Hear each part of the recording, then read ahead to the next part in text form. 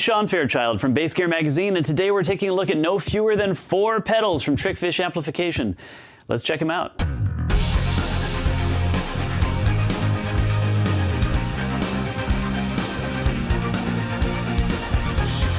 Trickfish has recently released their signal filter, VCA compressor, external preamp, and overdrive preamp. They were kind enough to send them all to us. I'm going to play through each one separately and kind of discuss each as its own thing. My bass is in passive mode right now, so everything that you're hearing won't be influenced by anything on board my instrument.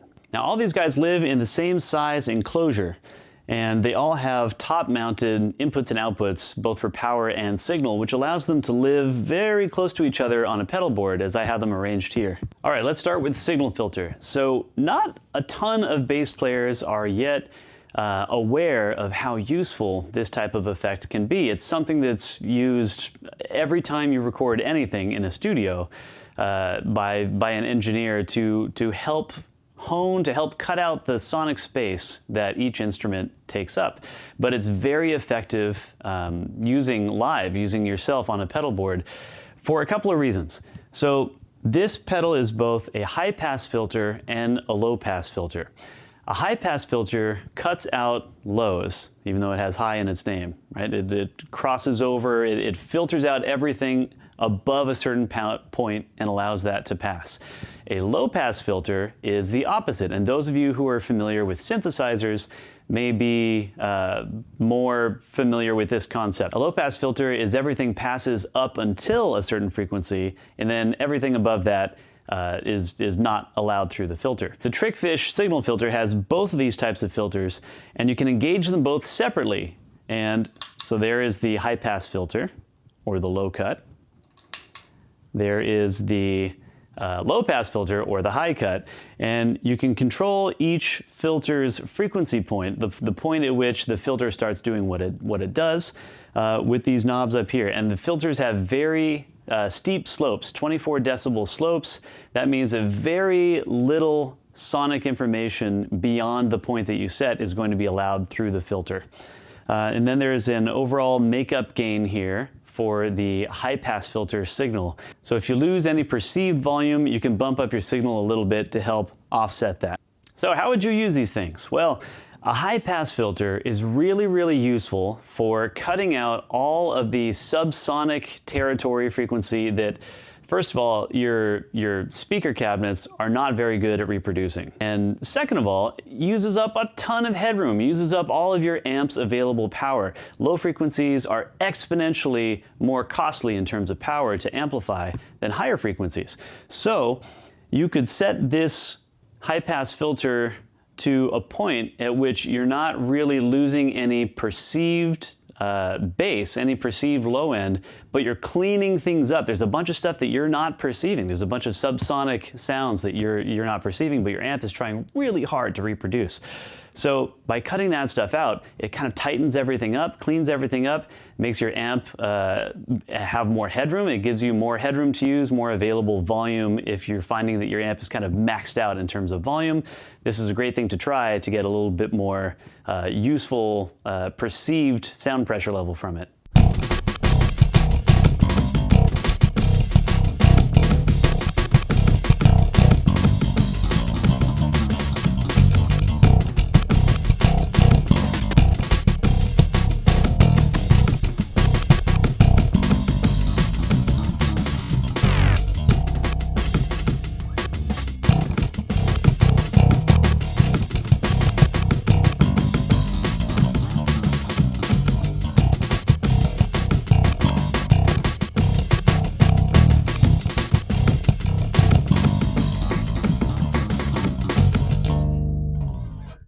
In talking with Ryan from Trickfish, he actually had a really kind of cool use case that I would not have immediately thought of, using both filters independently. So keeping the high-pass filter on all the time, sort of a global level, to filter out the really low subsonic stuff.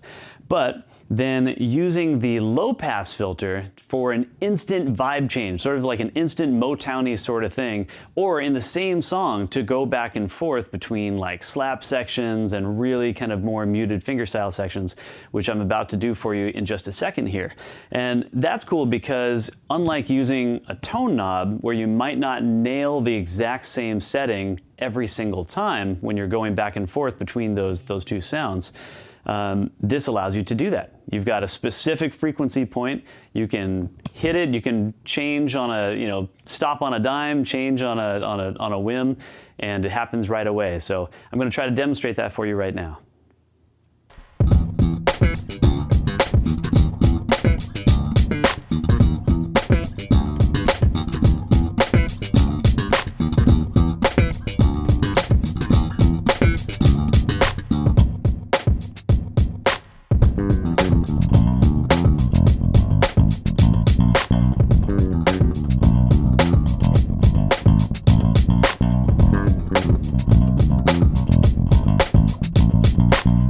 All right, moving on to the VCA compressor. It's my favorite type of compressor. If you are unaware of this, there are several types of compressors, several technologies that provide compression, and they all kind of sound different. The VCA compressor is, again, something that's very common in a studio environment. It's usually very clean. It's used when you want a clean compression sound, and one of my all-time favorite compressors, the SSL bus compressor, is a VCA compressor type. So instantly, I liked Trickfish's VCA compressor. One thing that you might notice here, and I'll kind of zoom in on the dials, but one thing that you might notice is that there are not controls for attack and release. I wasn't sure how I would feel about that in practical usage, but in practical usage, what I found is that it's actually really freeing to not have to worry about those two controls in addition with all the others. In speaking with the company, they said that the attack time is somewhere on the order of 40 milliseconds, so it's a pretty slow attack, and that means it takes 40 milliseconds for not for the compressor to begin compressing, but for it to reach its full ratio of compression. So it's a gradual ramp up to the full compression ratio that you set with the ratio knob. The other controls you have here are threshold and level. Threshold, of course, sets where the compressor starts kicking in terms of volume, in terms of the voltage your instrument is putting out. And then level allows you to make up some of the gain that you lose from squashing everything down, making it more even.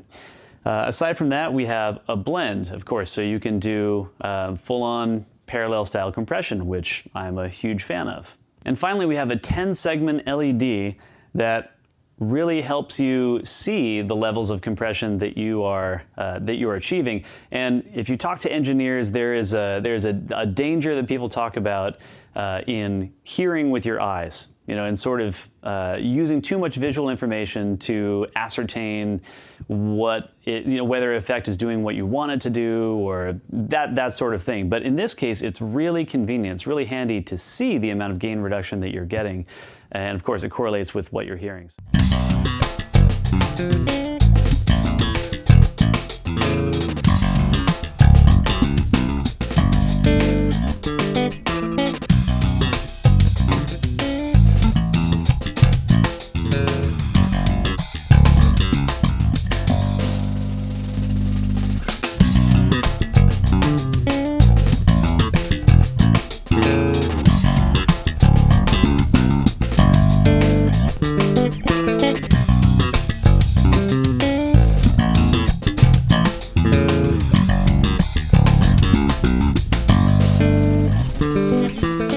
Something else that's cool about Trickfish's VCA compressor is that the ratio control, bing, right there, is fully variable. So instead of just being presets, as a lot of software compressors are, obviously, and a lot of pedals themselves, presets for 2-to-1, 3-to-1, 4-to-1, 8-to-1. Here you get a continuously variable control, which is really cool. So all the way clockwise, there's a little infinity symbol. So I'm guessing that basically acts as a limiter in this case, but it's got all the major stops demarcated along the way.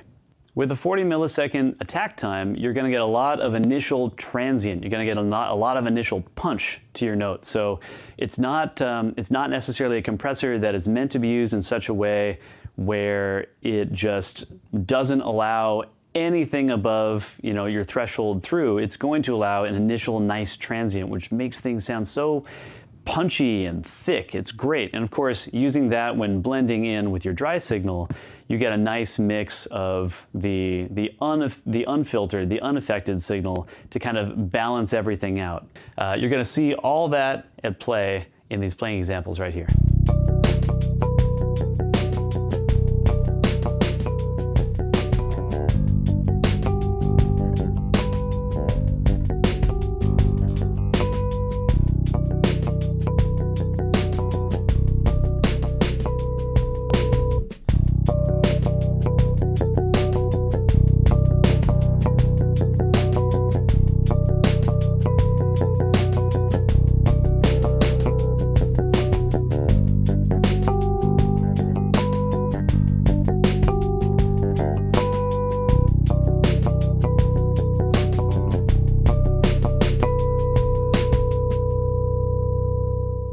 All right, let's move on to the EPA, the external preamp.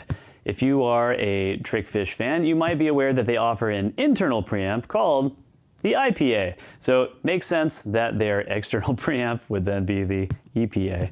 And it is actually the exact same circuit. So it's the exact same thing that you get with the IPA with very minor changes to make it suitable for being in a pedal enclosure. Obviously you get a foot pedal bypass, but it has the same frequency centers and switchable frequency centers that the IPA features. And those are accessed internally via a series of dip switches. And when you pull off the cover, the back cover, there's even a little cheat sheet in there that shows you the position of dip switches and what frequency that provides.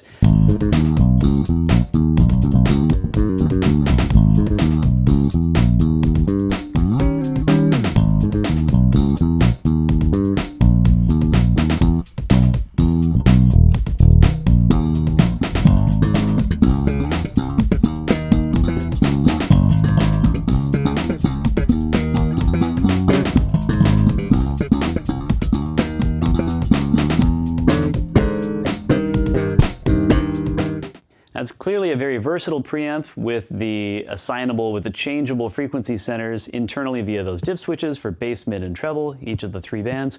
However, we're deciding here to test it as it comes straight out of the box to better represent a new user's initial impression of the pedal and of the preamp itself. Again, my bass is in passive configuration. When I've got this knob pulled up, it's passive. So what you're going to hear is not influenced by my onboard preamp of this bass. And I'm running directly from the bass through these pedals into my Gallien-Kruger head back there. It's a Fusion 1200S head, and that's going straight into the mixing board and into Ableton.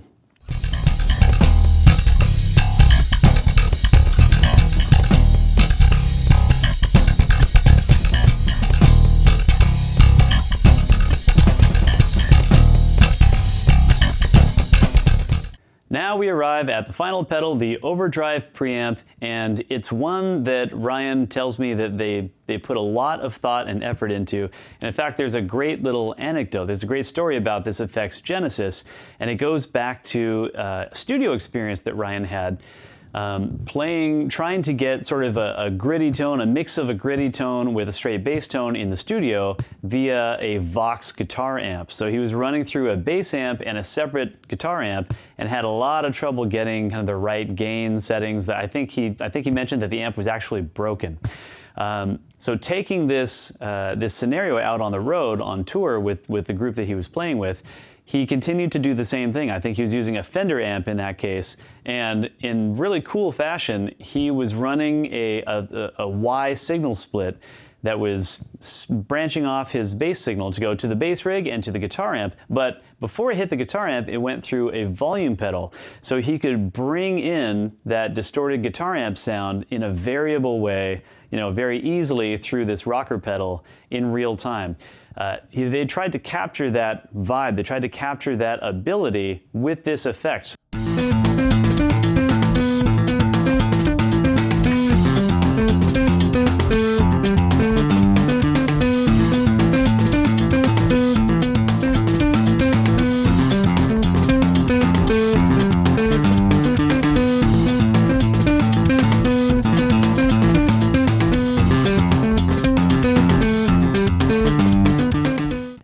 look like a somewhat more typical bass overdrive pedal, but it's not in a couple of key ways that I'm going to explain here. So one item is that it is definitely an overdrive style pedal. It's not a fuzz pedal. It doesn't have that kind of almost kazoo-like clipping ability in it, at least from the input levels that I was putting into it. It's not like a lead distortion type of sound unless you just hit it with a ton of gain, but it's a soft clipping overdrive pedal, which is great. So the gain is adjustable via the gain knob in the top left.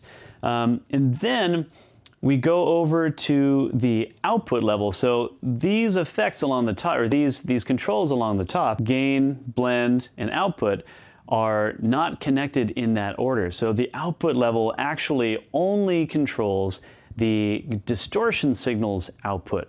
Having this separate output level for the distortion channel allows you to even more carefully sculpt and kind of dictate the specific blend of dry signal to distorted signal, not just having to do that with a gain and blend because maybe you want that gain kind of backed off and then it doesn't give you enough boost for the type of effect you're looking for. Perhaps it's like a solo volume boost.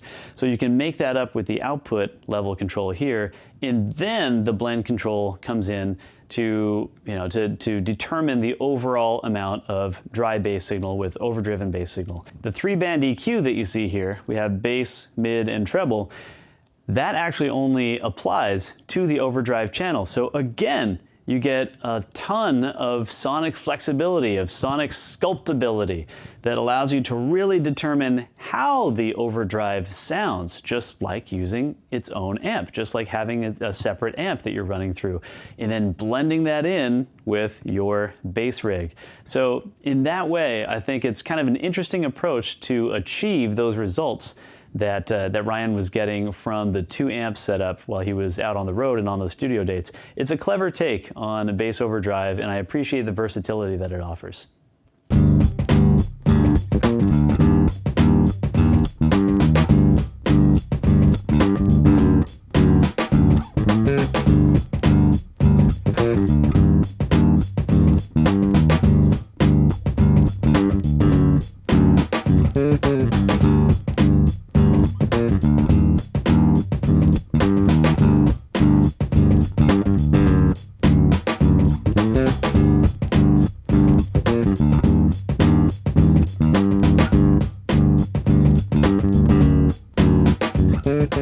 This may not be a big deal to anybody else, but I have used and reviewed a lot of pedals before that use blue LEDs, in which the blue LED is blindingly bright. It's just so bright, and the contrast of that thing just searing a hole through your eyeballs on a dark stage at night can be really annoying. So I really appreciate how they were able to tamp down the voltage to these blue LEDs. I know it's the most picky little funny thing to mention, but it's one of those little fine touches that really, it's like a nice quality of life thing when you're using these things live. I really appreciate that they were able to get those LEDs, to get those guys the brightness that they are without just really blowing you away visually. So while at first blush, each of these pedals may perhaps seem to fit into kind of more well-established effect archetypes for bass or guitar, a closer look may reveal that each one of these has a subtle set of features, either sonic or usability-wise, that may make the difference for you between just a sound that you enjoyed more than another pedal on the market, or a usability item that could turn into a practical necessity in using one of these in a different way from how you could use another pedal of the same type, or a way that you have done so in the past. Something that allows you to do something different or something greater than what you have done. That's kind of the case with the signal filter, with having control over both of those filters and using it in that creative way to turn the low-pass filter on and off. The VCA compressor is just great to not have to worry about the attack and release controls. The external preamp, obviously tons and tons of flexibility there depending on where you set the internal frequency centers. And the overdrive preamp allowing you to fully sculpt your overdriven signal, complete with separate 3-band EQ, separate output level, and gain control, and then give you a blend on top of that. It's not something that a lot of effects that I've come across have offered. All right, you guys, thank you so much for joining me. Again, my name is Sean Fairchild for Bass Gear Magazine. We've been looking at these 4 Trickfish pedals. Make sure you like and subscribe and all that good stuff. And when you subscribe, make sure you hit the notification icon, the little bell, so that you are first to know when we drop something new like this. We're often the first folks to review new exciting pieces of gear. So make sure you're getting the most up-to-date information as you can before you make a gear purchasing decision. So once again, thank you for watching, and make sure to join us next time. I'm already missing you. I'm already longing for the next opportunity to be with you.